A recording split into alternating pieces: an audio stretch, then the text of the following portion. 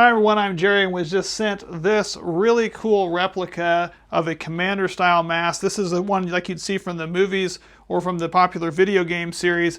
Really a cool mask, and it was packaged extremely well. Had only 3 parts to install, which are these little flexible hoses that you can obviously bend and manipulate those kind of however you'd like to.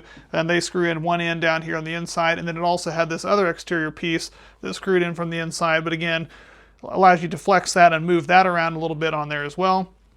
Wonderful detail that they put on this mask. Would be great for cosplay or anything like that if you were into doing things like that. And it is actually comfortable to wear, which on the inside of this, it is all completely padded with a nice lining that is all very padded through there.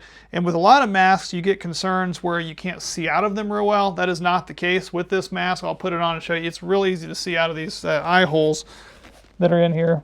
Of course, you may not be able to see me very well, but I can see you just fine. So this actually is a really neat design. I liked this. I'm really glad that they sent this because it's a really cool feature.